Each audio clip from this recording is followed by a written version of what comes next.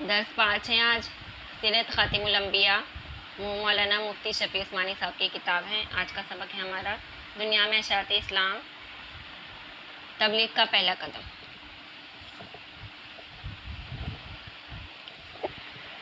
ابتداً جب نبی کریم صلی اللہ علیہ وسلم پر وحی نازل ہوئی تو آپ اعلاناً تبلیغ کے لیے مامور نہ تھے، بلکہ اس میں صرف آپ کی ذات کے لیے کام تھے۔ پھر کچھ دنوں سلسلہ وحی منقطع رہنے کے بعد جو آپ پر دوبارہ وحی شروع ہوئی تو اس میں آپ کو تبلیغ اسلام کے لیے حکم ہوا، مگر دنیا میں جہالت و ضلالت کی حکومت تھی،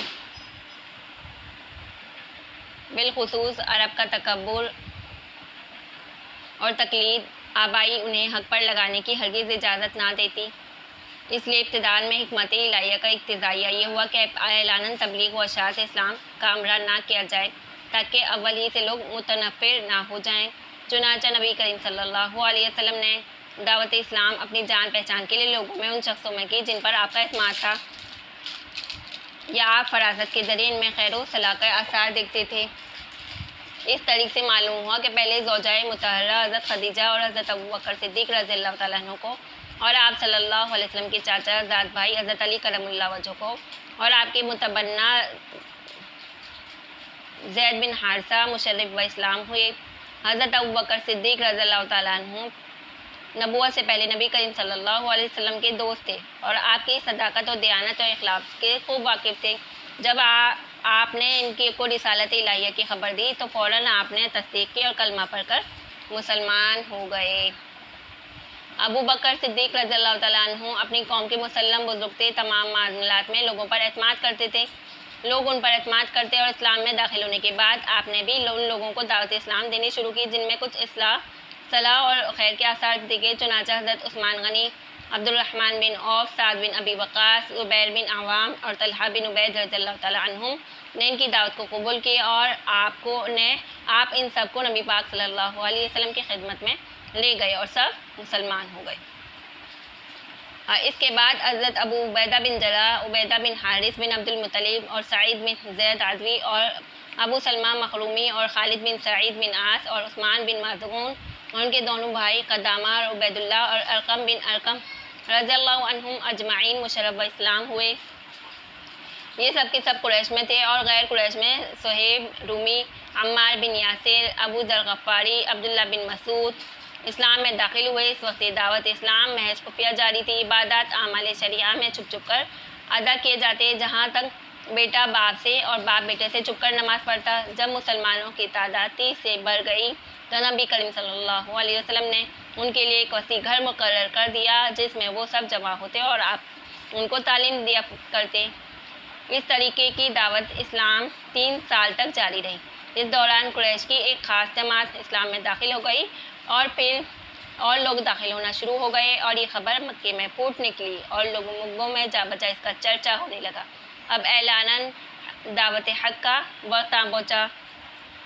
اب اعلاناً دعوت حق 3 سال کے بعد جبکہ کثرت سے مرد اور عورتیں اسلام میں داخل ہونے لگے، لوگوں میں ان کا چرچا ہوا تو خداوند عالم نے نبی کریم صلی اللہ علیہ وسلم کو فرمایا کہ اعلان لوگوں کو کلمہ حق پہنچا دے۔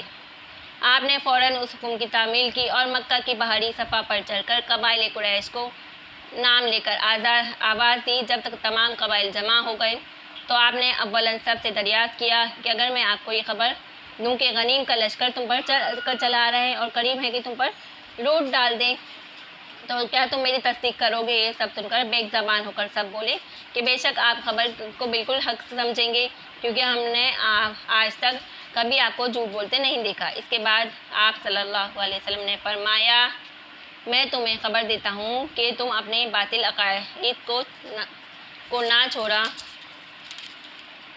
تو اللہ تعالیٰ سخت عذاب تم پر آنے والا ہے اللہ کا، اور فرمایا جہاں تک مجھے معلوم ہے کہ دنیا میں کوئی انسان اپنی قوم کے لیے اس تحفے سے بہتر تحفہ لے کر نہیں آیا جو میں تمہارے لیے لایا ہوں۔ میں تمہارے لیے دین و دنیا کی فلاح و بہبود لے کر آیا ہوں، اور خداوند عالم نے مجھے حکم فرمایا کہ تمہیں اس کی طرف دعوت دوں۔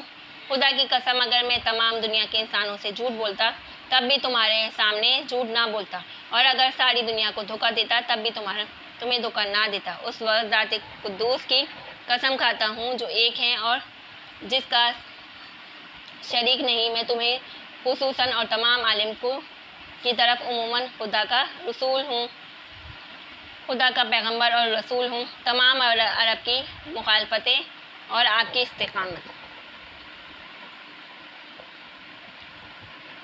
یہ دعوت تبلیغ کا سلسلہ اس طرح جاری رہا۔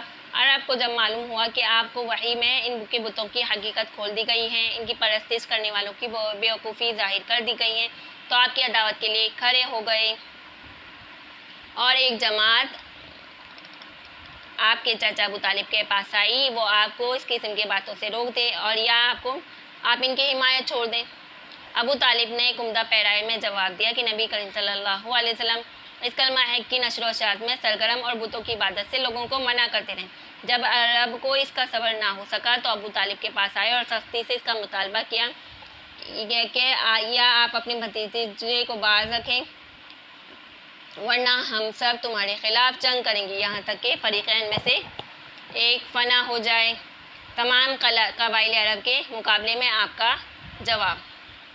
اب تو ابو طالب کو بھی فکر ہوئی اور نبی کریم صلی اللہ علیہ وسلم سے اس معاملے میں گفتگو۔ آپ نے فرمایا، اے بزرگوار، خدا کی قسم اگر وہ میرے دائیں ہاتھ میں آفتاب اور بائیں ہاتھ میں مہتاب لا کر رکھ دیں اور یہ چاہیں کہ میں خدا کا کلمہ ان کی مخلوق کو نہ پہنچاؤں تو میں ہرگز اس کے لیے آمادہ نہیں ہو سکتا، یہاں تک کہ خدا کا دین لوگوں میں پھیل جائے یا کم سے کم اس جدوجہد میں اپنی جان دے دو۔ ابو طالب نے جب یہ دیکھا تو کہا، اچھا جاؤ، تم اپنا کام کرتے رہو، میں تمہاری حمایت و نصرت سے کسی وقت ہاتھ نہ اٹھاؤں گا۔ آج کے لیے درس اتنا ہی، اگلے درس میں پھر ملتے ہیں انشاءاللہ۔ السلام علیکم ورحمۃ اللہ وبرکاتہ۔